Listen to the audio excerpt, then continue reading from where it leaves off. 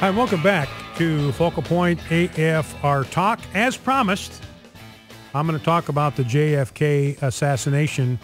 And Jeff, my producer, kind of said something to me on the break that kind of wounded me, frankly. And so, Jeff, I want to bring you on to sort of acknowledge and admit what you did. And, of course, I was talking about the JFK thing from the very beginning of the program, and I promised I was going to talk about it last segment, and I didn't. And your response to all of that was what?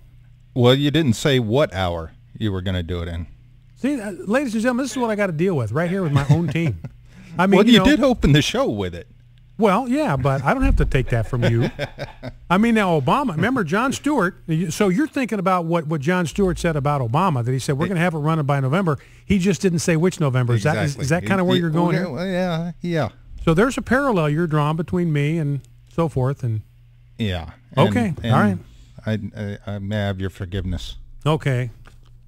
Now I'm guilty as charged, so what can I do? I cannot hold it against you. So anyway, all right, thanks, Jeff. So anyway, I am going to get to the JFK thing as I promised the first hour, as Jeff, my producer, so helpfully and with such an attitude of kind of Christian gentleness reminded me. And I want to talk about the one thing about the JFK thing that I've never heard anybody explain. And again, I want to preface this by saying I have no conspiracy to suggest here. I have no shooter to suggest here.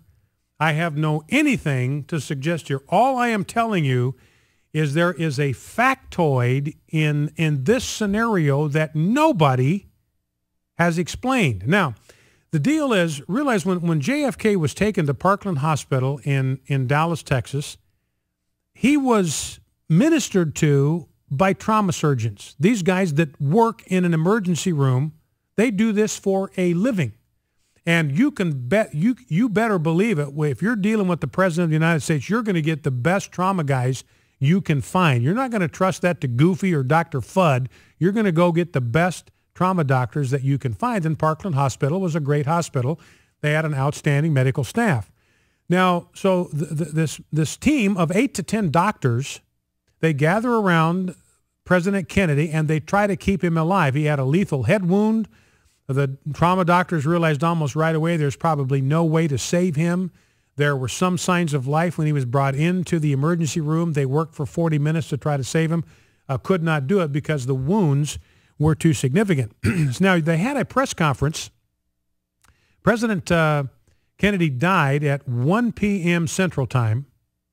And this press conference on November 22nd, 1963, this press conference was held at 2:16 p.m. I'm looking right here at a transcript, Parkland Hospital press conference of the trauma doctors that actually tried to save President Kennedy's life, 2:16 p.m. Central Time, November 22, 1963. So it's fresh. I mean, an hour ago, an hour before they had this press conference, they were feverishly laboring over the body of John F. Kennedy, doing everything in their power to keep him alive.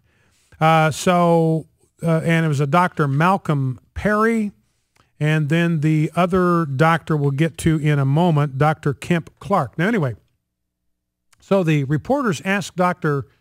Perry to describe what resuscitative measures were attempted. Dr. Perry says assisted respiration with oxygen and an anesthesia machine and passage of an endotracheal tube. The reporter says, does that mean you stick it in? Yes, place it in the trachea. Reporter says, did they form a tracheostomy? Dr. Perry says, yes, and then he spells tracheostomy. So they performed a tracheotomy on the president, and they tried to provide air for him through this hole in his throat. Now, Dr. Clark is brought in, another one of the trauma doctors. Remember, these guys do this for a living. They see gunshot wounds every single solitary day of the year. Now, this is what Dr. Kemp Clark said. They had him hooked up to an electrocardiogram. Blood and fluids were being administered by Dr. Perry and Dr. Baxter. It was apparent that the president had sustained a lethal wound. Now, listen to this. This is the doctor, Kemp Clark. A missile had gone in or out of the back of his head. A missile, a bullet, had either gone in to the back of his head or had gone out of the back of his head, causing extensive lacerations and loss of brain tissue. So obviously referring to this huge wound on the back of the president's head, loss of brain tissue, skull just kind of blown apart.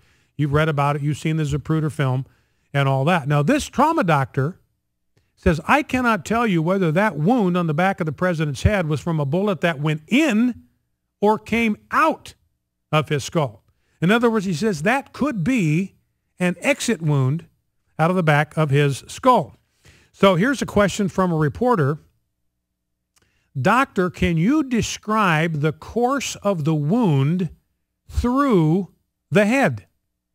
Dr. Kemp Clark, we were too busy to be absolutely sure of the track, but the back of his head.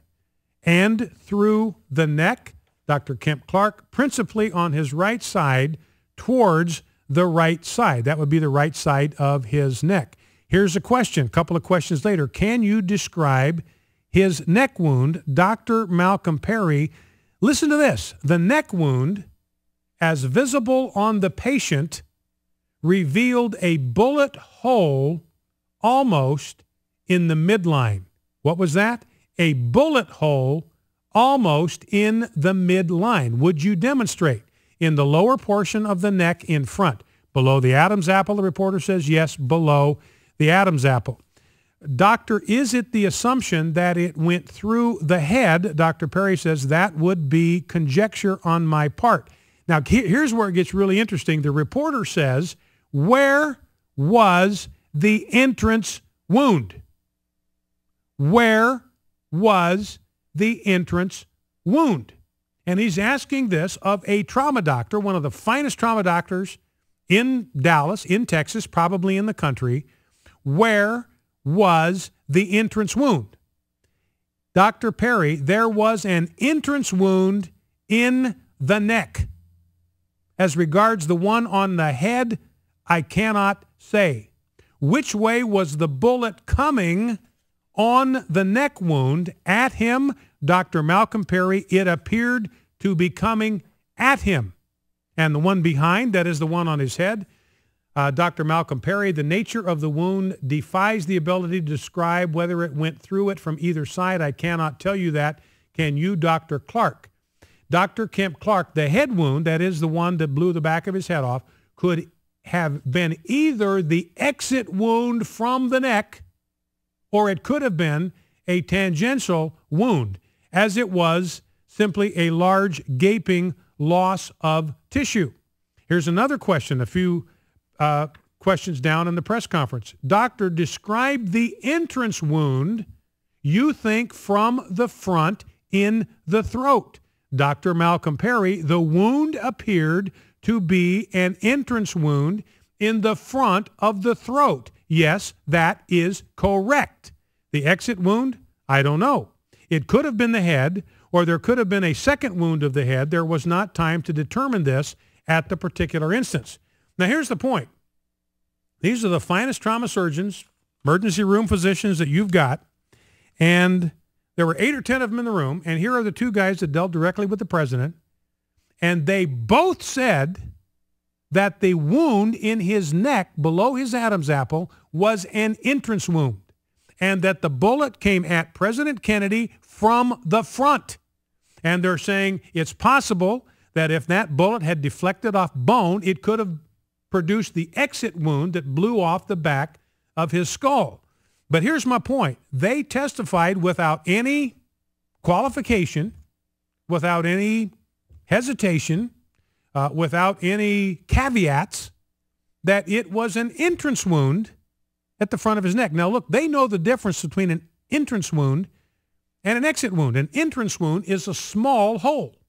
That's the bullet going into the body. The exit wound is where you have an explosion as the bullet comes out the other side. It leaves a gaping hole of kind of flayed tissue and bone and all that kind of thing. So they know the difference between an entrance wound and an exit wound, and they say, look, that wound in his neck, that was an entrance wound. So ladies and gentlemen, I don't know what else to tell you. I mean, I do not know what else to tell you. I've never heard anybody satisfactorily explain this. I don't know what these doctors have said about this. I don't know if they've been asked about this. But this, to me, is just amazing because this is a hard piece of evidence that the bullet wound in President Kennedy's throat, and you remember from the Zapruder film when both of his hands go up to his neck, and according to these trauma surgeons, he was reacting to the wound, the bullet that came into his neck from the front.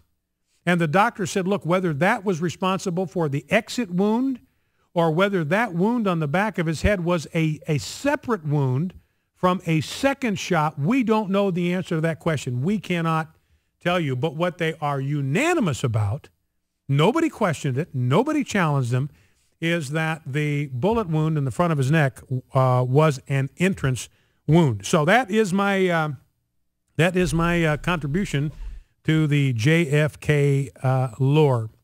What's that, Jeff? Where was the book suppository from there? The book depository? Yeah. From the was hospital? it from the front? No. Book depository, that would have been from behind. I've actually been to Dealey Plaza. We lived in Dallas for 4 years. And the book depository where Lee Harvey Oswald was, and I believe that Lee Harvey Oswald fired at President Kennedy, but he would have been 6 floors up and behind the president. And so you look at Dealey Plaza. They even had an X marks the spot on the roadbed there. They took it away now in connection with the anniversary of the assassination this week. But the shot that Lee Harvey Oswald would have fired would have been above him and behind. So the bullet wound in the front of the neck, and I'm not saying that I'm a grassy knoll guy. I'm not saying that. But it would be consistent with somebody shooting at him from the grassy knoll. That would explain why the bullet wound in the throat was an entrance wound. So again, all right. Thank you, Brian. That was worth the wait. It really was. So that's all I'm saying. I don't want you to tag me. Cuba's responsible for it. Fidel's responsible for it. LBJ is responsible for it. I'm not saying anything. I'm saying one thing. The neck wound was an entrance wound. Focal Point AFR Talk. Back with your calls and more. Stay with us.